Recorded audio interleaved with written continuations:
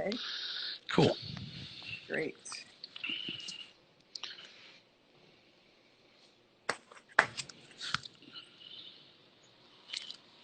Okay, so it is 11:30, so I'm going to go ahead and start. We've got a few people joining us, and more will come on. That's the way that it Cool.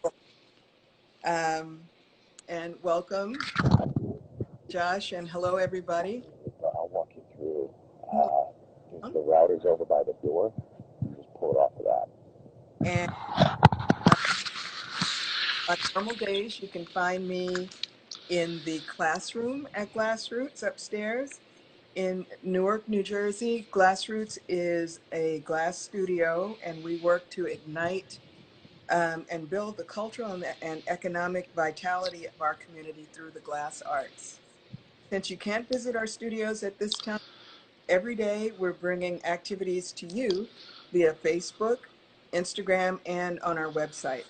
So please be sure to sign up for our email list to get our full week's schedule ahead of time, and by sending your email to info@glassroots.org. And then, of course, follow us on Instagram and Facebook. And as many of you know from this series, I am the business and entrepreneurship training instructor at GlassRoots and work with adults as well as young people. And I just want to jump in to remind you that you can get the entrepreneurial startup kit on legal issues that entrepreneurs would want to be aware of. Just email me if you'd like that at ebrown@glassroots.org. It's got stuff on copyright, trademarks, patents, incorporation, a bunch of stuff in here. But today, I am excited to be joined by Josh Knoblick. Josh, which do you prefer? Josh, it's All right, just to be sure. Yeah, only if my mom is mad at me is Joshua. That's when you hear yeah. all the so Josh is a maker of things and entrepreneur, a serial entrepreneur, but also broad, because you got a lot of things going, and then you say, and you don't Google well, so I can imagine what else there is. There's more. But maker of things, a sculptor, has been involved in things that are deeply Newark-based, like seeing after the estate of Jerry Gant, beloved artist here, but also doing an installation at Burning Man some years ago as background in historic preservation. So we're excited to welcome you and to hear about your background. I got some questions for you, but also things you're doing right now that artists will want to hear about. So you want to start off with just some background about yourself? Sure. Yeah. Thanks, Ellen. So I kind of been doing businessy sort of things my entire life. It's something I've always been interested in. I started my first real company when I was in high school, and we did events in New York City. I sort of was not really old enough to be in the clubs we were working in, but you sort of kind of make up a little story and push it out in the world, and things seem to work. And through that, I kind of learned a lot about management and human capital, and kind of how to kind of go about managing money and managing timelines and things like that. At the same time, that business carried me into my first years of college, and while I was in school, I started school as a theater and economics major, and kind of we're working through that, and I haphazardly took a sculpture class my junior year, and just sort of, I've been making and physically working on things my whole life. My grandfather on my mother's side had a historic preservation company. My grandfather on my father's side was an inventor and was the general engineer for Ringling Brothers Barnum and Bailey Circus the last half of his life, right? I do come from circus folk.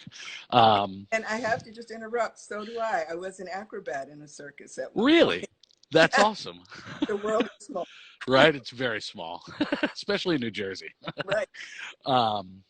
So I come by making things rightly, as they say, and this sculpture class in college really just sort of like opened my brain up to like, you can make things that don't have to serve a structural purpose, so to speak. You can make things that have a purely aesthetic function, and that to me was really sort of like mind-blowing. I'd been doing theater and creative pursuits, and music up until then, and then when I realized I could kind of combine that part of my brain with my hands that like to do things was sort of life-changing. And after that first sculpture class, I immediately signed up for 2 more, and then spent the following summer learning how to weld and fabricate, and basically had closed the business in the city down kind of before that. And then as I got into those second sculpture classes, opened my own studio in Nyack, New York, and kind of hung my shingle out as a welding shop and began to produce,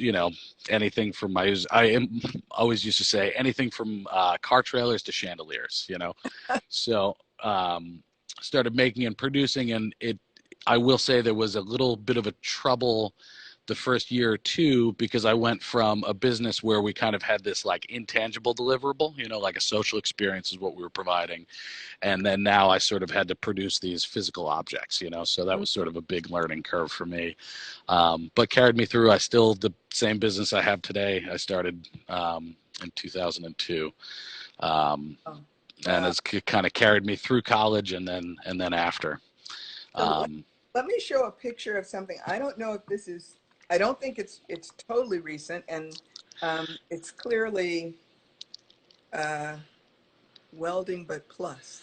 So, because I know people will want to see an example of your work. Sure. Does that show up? That is actually not me. That I'm probably attached to that photograph because that is Kate Radenbush. Okay. If you're looking, the project I worked on for Burning Man is called the Cosmic Carousel. Yeah. And if you Google that, that should come up. But Kate was very kind to us during that whole experience. She was sort of a seasoned burner, so to speak, and had been producing sculpture for them for years. And our studios were next to each other in a building in Oakland, California, and she kind of shepherded us through the process. Okay. So she helped us out a great deal with that. And it was, I got to tell you, one of the most amazing experiences of my life. I mean, it was basically like you sort of dropped on the moon with this big piece of work that you need to kind of install on the moon. It's like Burning Man is kind of a vacuum for everything. It just sort of exists outside of the regular world. And you have a definition on that too, because the sure. Start. That's it. And that it's a short video, like a minute. Yes. Yeah, a minute and a half. Yep.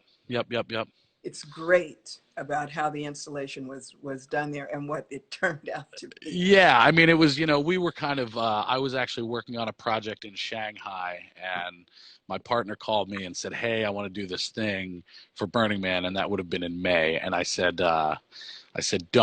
we shouldn't, that's wrong. Like, this is going to be, it's terrible. I was in the middle of this crazy project in China, and he called me back 2 weeks later and said, well, I took your opinion under advisement, but I went and bought a bunch of material and we have it designed. So when you get back from China, we're going to build this thing. And I said, okay. And then that just sort of like was just a gauntlet of fabrication and production and all the rest of it. And then we sort of had maybe 3 days worth of work or 2 days worth of work left to do on the piece. And the tractor trailer, the flatbeds showed up, and we loaded our flatbeds and drove out there with sort of a mostly finished sculpture and a bunch of tools, and kind of was like being plucked out of the studio and dropped on the moon. So, we showed up, we kind of had a meal, had a night's rest, and then went right to it. And we had the sculpture open that Tuesday night. For the thing, and it was kind of amazing. It was a completely mirror polished. We call it that spaceship when we all talk about it.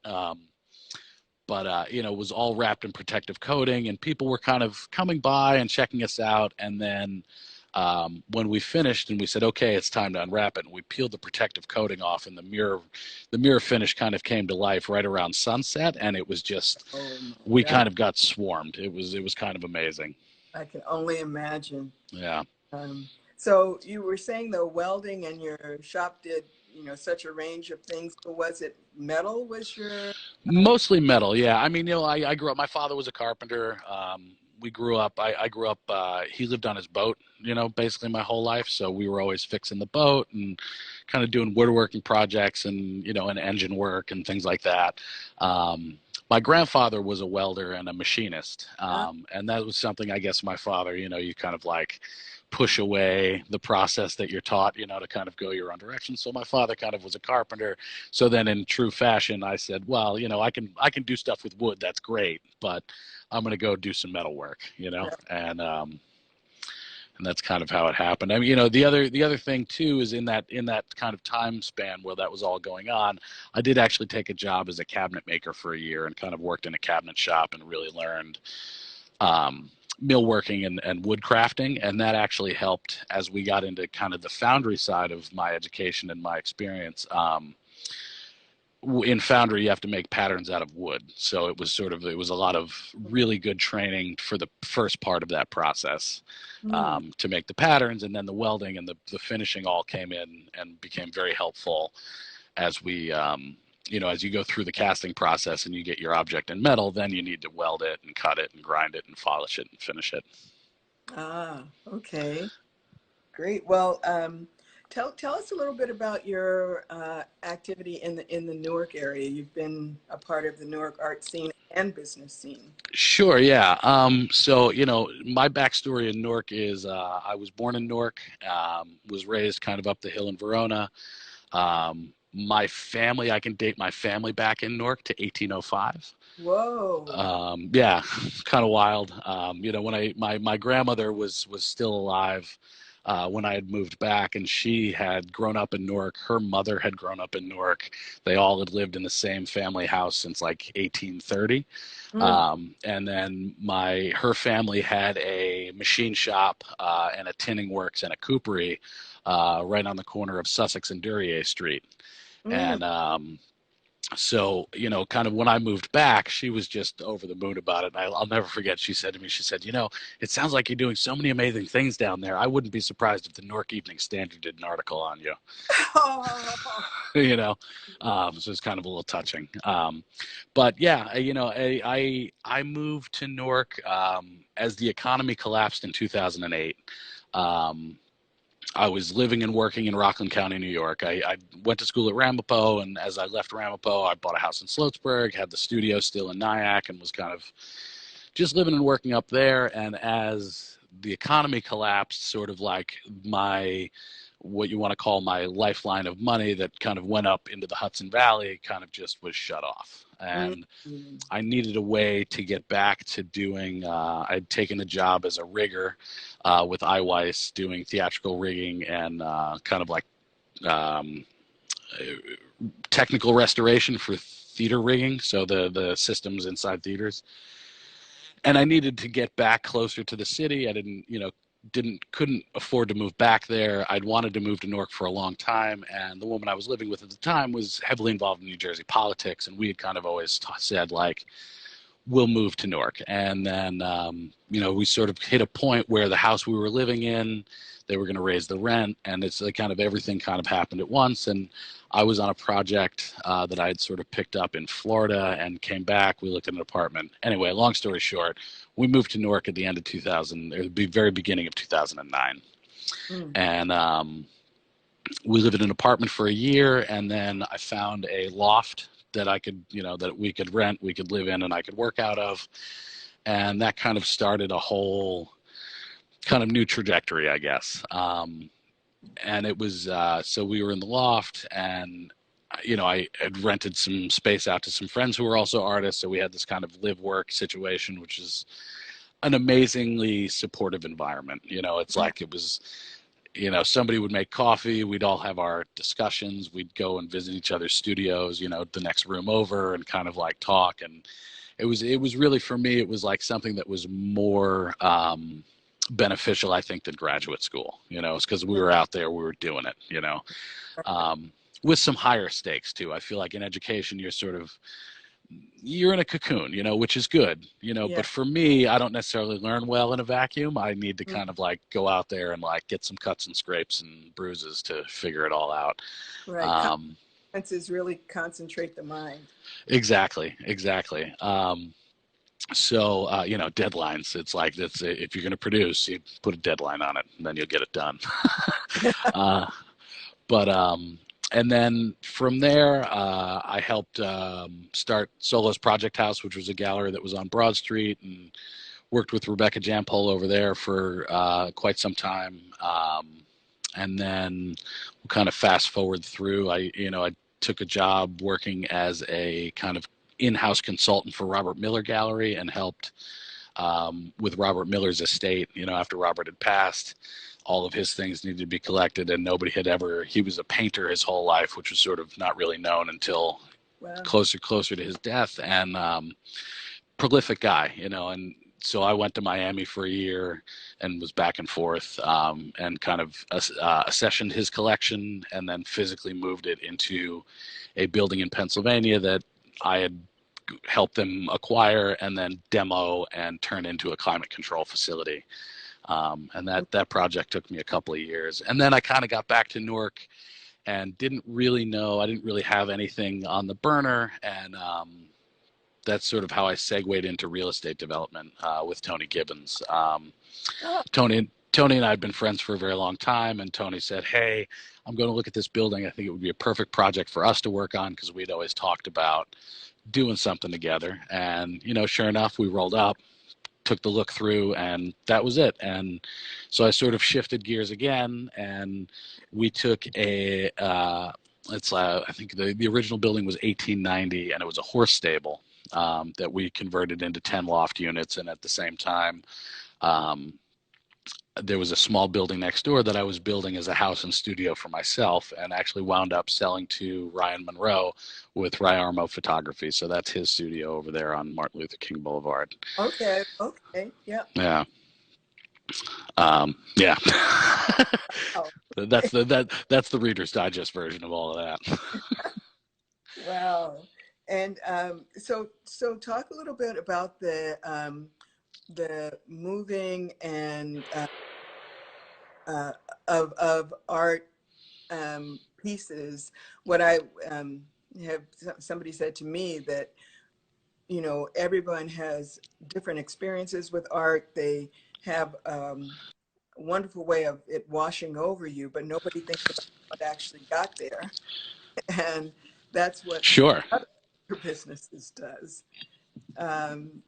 So yeah, absolutely. Sorry, I just got the thing. I got to plug my phone in here. Okay. There we go. But we're getting a good view of your ceiling, so that yeah, right. There's the high ceiling.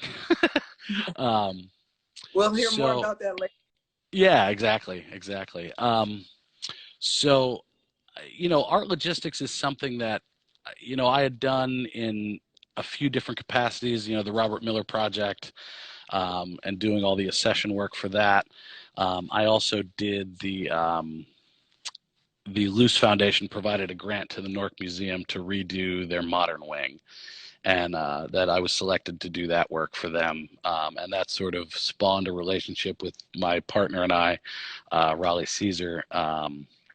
And after that project, we sort of said, you know, we've been working for people doing this sort of art moving stuff. You know, we should maybe think about putting our own outfit together. Because me, you know, that's kind of like usually where I like to wind up with something I feel confident in doing is we'll just, you know, get an EIN and hang a shingle out, as they say.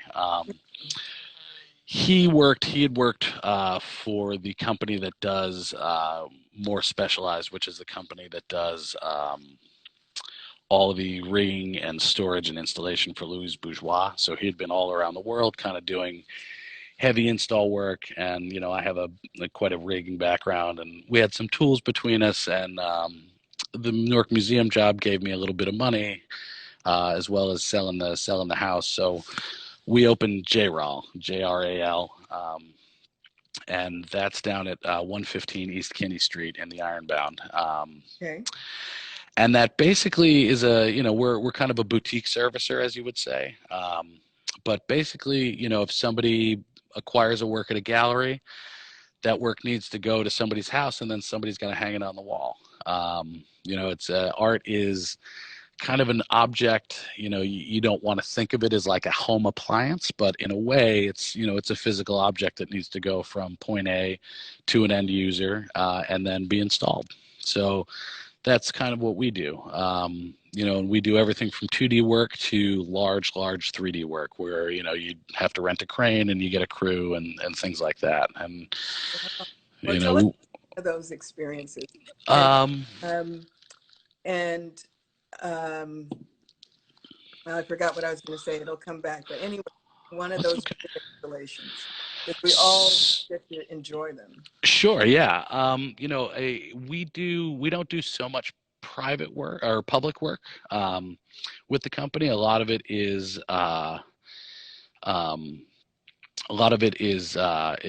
in private collections. So, last summer we had I'll give you an example. We had a Mariko Mori piece that was acquired by a client that needed to go into the client's pool house. And, the Mariko Mori pieces, I don't remember the name of the work, but I always call them the turbo blobs. They're sort of these kind of like diacrylic acrylic stacks that then get heavily polished at the studio in Japan. And the trick with them is you look in and it looks like a piece of diacrylic with all the colors and stuff, but then there's a reflection coming back to you that is not you, it's the other side, right? So it's this kind of amazing trick, and there's the specific pieces. It's two pieces of this diacrylic acrylic that are about human scale, and they kind of situate next to each other. So there's this kind of like very elegant kind of curve overlap if you look at them at the right angle, and you kind of really get this really interesting shadow play and light play. But so we get the piece from the gallery, we load it in the truck, we have all our cranes and all our tools and everything, and we get out there and we drop the pieces on the floor, and they just don't sit right. They're very, very mobile. It's like they want to kind of rock and roll. And it turns out that they were kind of redoing this pool house, but they had sprung a floor, which means they had a subfloor and then they had a wood floor over top, so that the wood floor was very springy and very soft to walk on, but not good when you're dropping a 1,000-pound point load on it. So they were really unstable. So we deinstalled the work, got the contractor involved, made a template of the base, and then we went in and had the floor cut out to the exact, a 1/4 of an inch shy of the exact footprint of each work, cut it out, created a small form inside the spring cavity, and then filled that with concrete so that we had concrete that when touched the subfloor concrete and a stable base to hang that work on. So then we went back out, uncrated the work, and then finally were able to install this piece in a way where we could say, okay, I sign off on this. This is stable, and it's gonna, you're not gonna knock them over. Wow. I think of all of the different skills and trades and knowledge and so on that contribute to being able to do something like that. It's kind of fun. It's like a problem that needs to be solved. Every job is a different problem with a different set of parameters and circumstances. So it's engaging, and that's the things that I enjoy are things that are engaging and challenging. Great.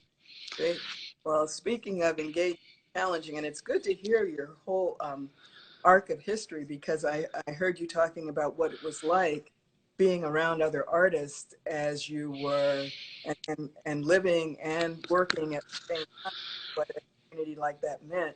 And it reminded me of what you were talking about that you're doing right now over in Carney. Yes. Yeah. So the Carney Project is kind of a really interesting thing. It's sort of taken my life also again in a huge trajectory. I've always joked that if I write a memoir, it's either going to be called My Life in Meetings or King of the Pivot. you know, you kind of, and to be a professional artist or somebody that works in the arts, you really have to be comfortable just kind of like shifting gears kind of at a moment's notice. You know, it's like nothing is really ever stable. You know, it's sort of like life is a 1099er, you know. True, true. And that's, you know, and no matter what level you're at, usually you're still a 1099er. You know, I'm a consultant, but it's all the same thing. So I was brought in about, it would have been summer 18. Okay. End of summer 18, I was brought in to kind of walk the campus here and talk about, you know, Carney Point is a really interesting story unto itself. This is the site of the old Federal Shipworks and Dry Dock Company, and this was the highest producing shipyard during World War II. They were putting out a ship and a half a week during production. They made 312 ships in the span of World War II, and that's just our involvement, the 3 years, you know, 3.5 years of our involvement in World War II. 14,000 people working here every day. It's a 135-acre campus that's right. It is the confluence of the Hackensack and Passaic River. So we are the point, you know, that connects the Hackensack and Passaic at the tippy top of Newark Bay. So anyway, I was brought in to kind of talk about Foundry. I do a lot of, Foundry is a huge passion for me. I love casting metal. I love making metal. Alloys is another thing. It's like a problem that needs to be solved metallurgically. That's really interesting to me, where you can kind of, you know, you maybe up your nickel amount, you up your copper amount, and you can change the composition of the metal to do what you want it to do. If you want it to be, you know, if you're going to cast a bell out of iron, you need to add some copper so the bell will ring, you know. But if you're going to cast a, you know, let's say a fixturing part out of iron, you need to add some nickel so that it can be machined and be stable properly. Wow. Anyway, Carney Point, they brought me in. The consultant who was sort of spearheading this project was Eve Biddle from the Wasaic Project. She was brought in to kind of begin to place art and art production and sort of like the creative thought on the campus here. So the campus is in kind of almost a perpetual flux. There's a master plan that's kind of being executed, and a lot of that has to do with environmental restoration. During Sandy, there was about 4 feet of water over the entire campus. Just sort of changed their whole trajectory, originally in a kind of a really alarming way, but I think the result has been this kind of amazing kind of shift towards environmental thinking and sustainability. Wendy New, who is the owner, she really has taken this mantle up to kind of try and return this land to some semblance of its original composition, you know. So this being a shipyard, it is, you know, is very dirty ground, so to speak, because it was a shipyard, and then in the 60s it became a ship breaking yard. So we went from producing ships to tearing them apart, and we tore down half of the Navy's fleet between 1960 and 1985. Wow. All of those ships that were produced during World War II after the Korean War that were decommissioned came here to kind of like get turned into car chassis and, you know, whatever else you recycle steel into, you know. So all that being said, you know, the art thing is really kind of they want to shift their thinking away from this sort of like mega industrial landscape and what also was sort of like a lot of drayage and storage into something that is more maybe akin to the Brooklyn Navy Yards, you know, or Industry City, where it's sort of a reimagining of this industrial landscape into something that's a much lighter usage, where you can control the environmental impact, and that kind of has some social and creative component to it, you know. So anyway, I was brought in, it was probably July 18, August 18, and we kind of kicked around some ideas and this and that. And then I help the art department out at Yale running their Foundry program. And unfortunately, they had a new fire marshal in the fall of 2018 who shut the Foundry program down. And we were just right there, ready, set, with an iron pour, ready to go. All the molds were made, all of the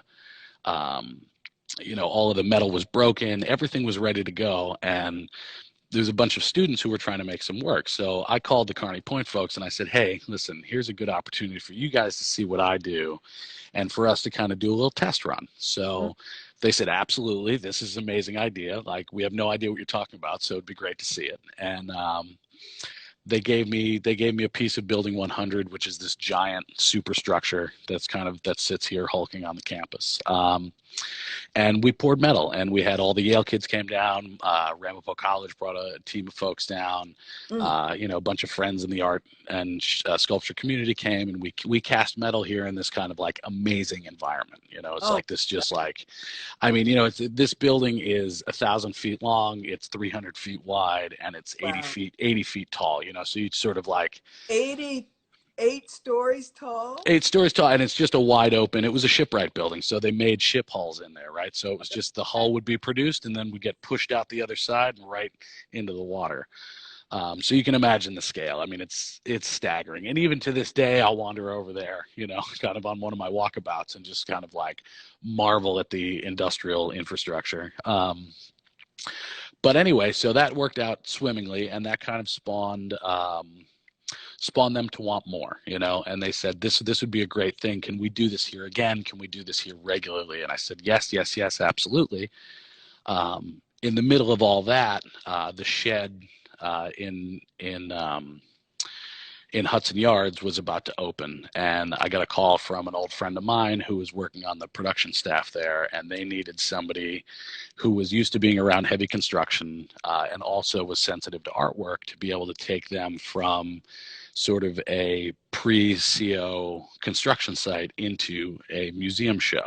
So Raleigh and I kind of, put the crew together, and we spent 2 months over there kind of helping them produce their first 2 shows. So the Tara Donovan show, and then the Richter Reich Parrot show as well in the other gallery. And we installed the both of them for them. So right after that, Carney Point was like, hey, what's up, guys? Like, can we get a proposal? And I said, okay. So we kind of chunked something out.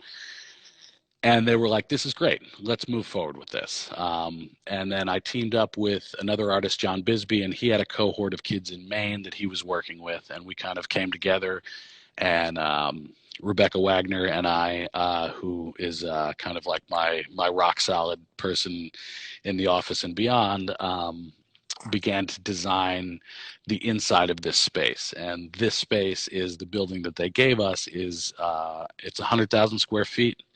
We have 60-foot ceilings. It's a 2-acre art studio, essentially. Goodness.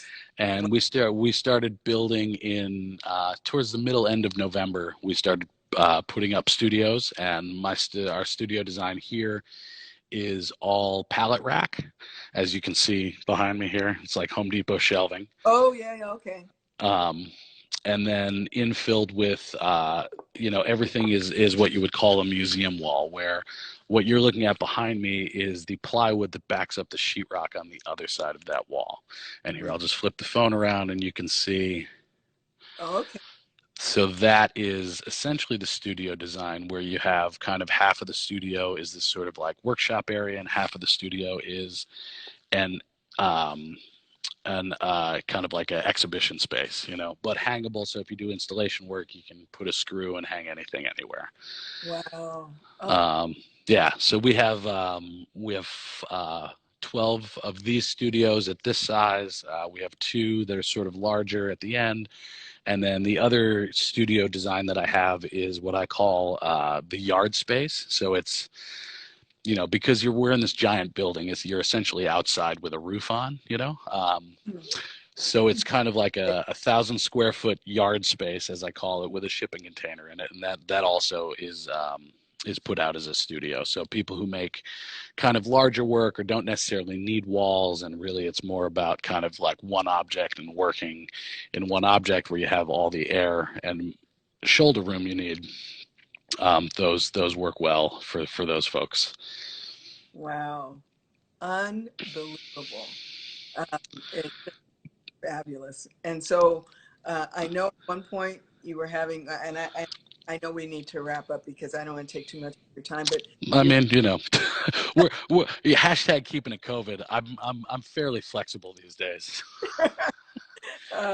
but that that artists were going to live and work there, and I guess they could. So just work. We unfortunately can't accommodate residential here. Okay. We do. I had the main artist. So what had happened is we started in November, and we kind of like, I like to say, the cart and the horse left the building at the same time. So we had a bunch of artists show up while we were constructing. So I had studios set in another building here on campus. That we, that they were able to work in while we were building the studios here. And January 1, we were able to occupy the studios here. So we had, up until March 18th, we had 22 artists working in the building, with plans to expand to accommodate 40 artists. And, because of this present economic downturn, unfortunately, the program has been kind of put on hold, or as I say, brought into port for a while.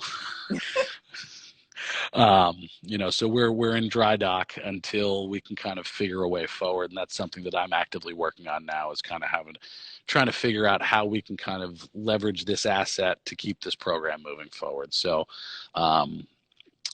before the kind of the idea, the lilt was to kind of provide space, and then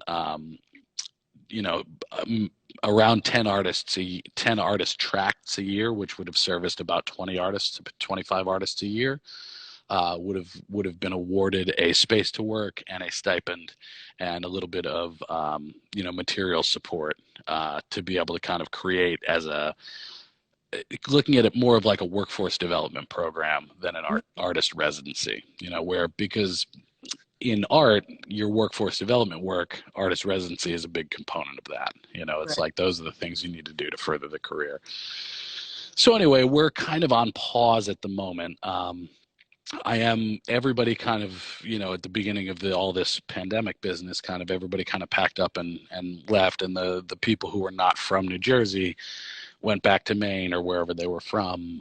So a couple of my Jersey folks have still stayed in their studios and are kind of coming in a very socially distanced way. The good thing is that even with 30 people in 2 acres, you can kind of spread out a little bit. Yeah. It's like, you don't really have to see anybody if you don't want to, Distance is probably not the issue. No, it's not. It's not. It's for us, unfortunately, part of it is public transportation. We don't really, that's an issue for us here at Carney Point, because we don't have a train line near us, and there's one bus that comes from Newark Penn Station to actually service the prison that's out by the road. So you can get here, but it's a little bit of a thing without a car. But the sort of the takeaway from all of that is that ownership basically kind of called me and said, unfortunately, here's our circumstances and here's what we're going to have to do, but we would love it if you would, and they said, here's your option. If you want to kind of dig in and hang out, like weather the storm, we'll pick this right back up the minute we're able to, and I said, okay, I'll do you one better. I'm going to reorganize this so that we can get some people working in here until that happens, and to kind of keep the space active and alive, because, I put a year and change of my life into this, and I was not about to just say, oh, that's too bad, I'm going to go do something else. This is one time when you did not see me pivot.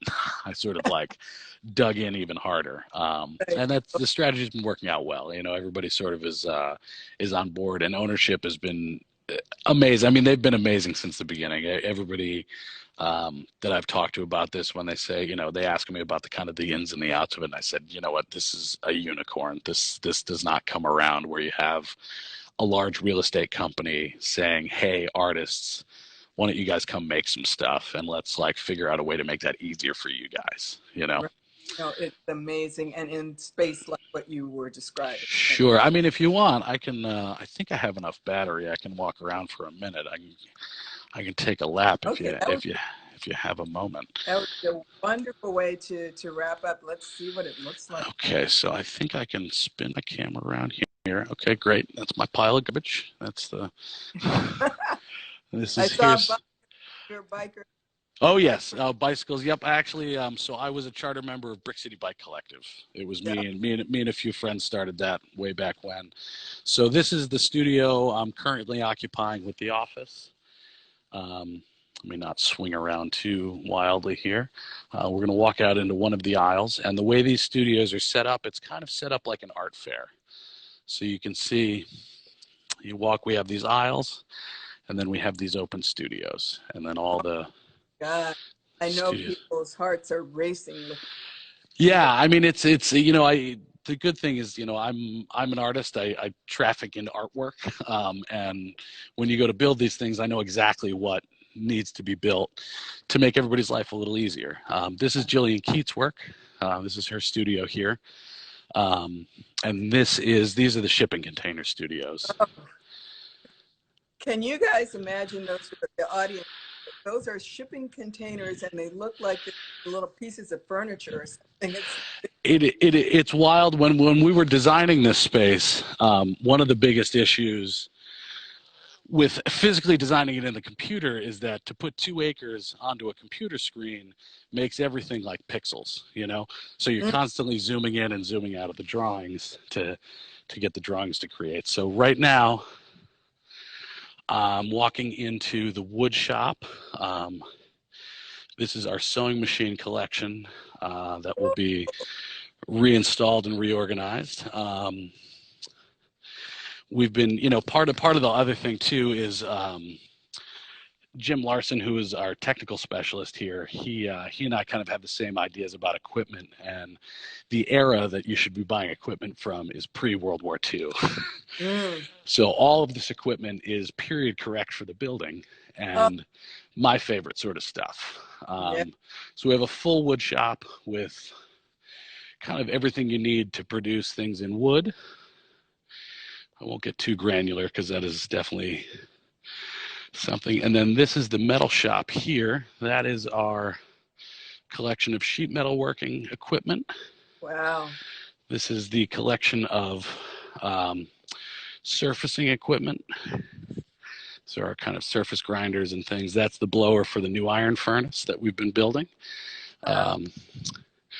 Shout out to Kelly Cave and Gavin Kenyon and Brent Howard for working on that with us. This is our full complement of welding equipment. Boy, this here, yep. This is the wind box for the furnace, and that's the top section of the furnace. Let me see if I can give you an idea of scale. So that's the top section of the furnace. That's the middle section. And then this is the base of the new furnace. And this furnace put together will be about 14 feet tall and will give us about 3,000 pounds of cast iron an hour. Wow. So there's our cutting department. And then over here, we have our machine shop, which is your mills, your lathes, gear-headed drill presses, kind of all of those things. Oh my goodness, look at all of that. Yeah, I mean, I could take probably another half an hour of your time wandering around and showing you all the things, but fabulous. Josh, it's like we're getting to see a love letter to and art. Those pieces of equipment were built when things were designed to last forever. I mean, that's, you know, the funny thing about this stuff, and I will hold to this probably my entire life, is that, you know, and actually here's a good example. We had they came in to clean the floors and to do a wet sweep in the floors, and the guy who was on the machine, who was like one of my favorite people here, was just trying to move quickly. We had an event, and he kind of spun around and knocked the lead screw and bent and broke the shaft of the lead screw on this mill, which, you know, for any other piece of equipment would be the end of its life. However, for us, that's about a day of just pulling it apart and then coming over to the lathe over here, turning yourself a new shaft and reinstalling it, you know? And that's the whole idea too, is like, for me, the maintenance of this sort of older equipment is just as much a part of the practice as the making of the art itself, because these machines have not been produced in years. They don't make them like this anymore. And to me, this sort of industrial design, it absolutely borders on sculpture. Oh, Oh, it's so exciting. I think those of us, like I say, our blood is racing. That's But awesome. let me go ahead and wrap up because I don't want to. I appreciate so much that you're taking. One of the people who's watching is saying, I'd love to have some of our students visit at some point just to be able to see equipment like I would absolutely love that. And I know Rob Panapinto, who's an old friend of you guys. He yes. he occupies one of our shipping containers as well. So Hey, yes, okay. yeah. He was one of my first part of my first cohort. So would love to do that. Well, You know, and I love you guys as an organization. You know, I'm sure Barbara will tell you. yeah, awesome, awesome. And in fact, Richard is doing Rob tomorrow. Oh, awesome. Yeah, so you can. I'll Can tune see in for that for sure. Okay, well, let me say thank you very much. And then I also have to finish up by saying how much we're glad that we provide studios free of charge to our students, to the larger community. But if anybody's able to make a gift, we would totally appreciate it. It's very easy. Just go to our website, one to donate, and we would appreciate it. And then tomorrow, tune in for Richard and Rob. And I think it's at 11:30. Somebody will correct me if I'm wrong. That's So, great. And can I just throw a plug in for my website? It's gardenship.art. And you can find us at Instagram at gardenship.art. And sometime over the summer, we'll have some YouTube content up. We're gonna start producing some safety videos as our, you know, to use internally, but hopefully they'll work well for other organizations, and that'll hopefully be the start of kind of our media arm. oh, love it. Okay. Well, great. Well, listen, thanks so much. It's been fascinating and fun, fun, fun. Ellen, thank you so much. Okay. Take care. I'll see ya. Okay, bye-bye.